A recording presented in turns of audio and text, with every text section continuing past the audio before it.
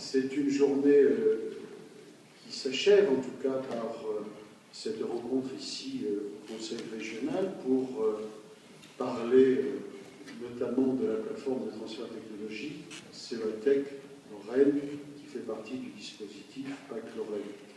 Madame la ministre, je voulais simplement vous confirmer ce que vous avez vu depuis ce matin, le potentiel lorrain dans le champ académique de la recherche, de l'innovation, des transferts de technologies. En quelques mots simplement, c'est dire combien nous avons à tourner une page tout en respectant l'histoire industrielle de cette région qui a été importante, utile au pays. Mais aujourd'hui, il nous faut regarder l'avenir et s'inscrire complètement dans le champ de l'innovation, de la recherche, de la prise de risque dans le champ industriel. C'est le sens du PAC. Le PAC, ce n'est pas une question d'argent. Maintenant, bien sûr, on me dit qu'il y a 300 millions. Regardez ce qu'a eu Marseille pour faire une gare, 2 milliards d'euros. Vous voyez ce que la Bretagne reçoit aujourd'hui. C'est le genre d'argument absurde. Ce qui est important pour la Lorraine, c'est que le pacte marque un tournant de l'histoire culturelle et industrielle de la région. C'est la prise en considération et en conscience que cette région dispose de tous les atouts pour prendre des positions dans l'économie compétitive du XXIe siècle autour des thématiques très importantes dans le champ précisément de la création de richesses, d'activités et d'emplois. À travers les matériaux, on a eu l'illustration tout au long de cette matinée, de ce début d'après-midi, l'énergie, les procédés qui sont les éléments identitaires de la région lorraine. Et on assure cette filiation sans que l'on nous voit comme une histoire passée. Il faut qu'on nous regarde avec des yeux à la fois de respect pour ce qui est et de confiance pour l'avenir. Et vous êtes ministre de la République, on est accompagné du commissaire général à cette réindustrialisation quelque part.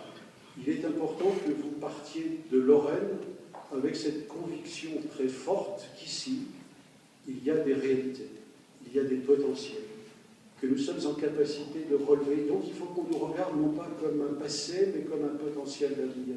Et que dans la distribution, parce qu'à un moment donné, on y vient forcément, des moyens budgétaires, financiers, lorsqu'il s'agit de présenter des dossiers dans des appels nationaux, que l'on recherche l'excellence, bien sûr, et de ce point de vue-là, on peut nous regarder justement avec des yeux qui ne correspondent pas aux réalités qu'on est capable de présenter.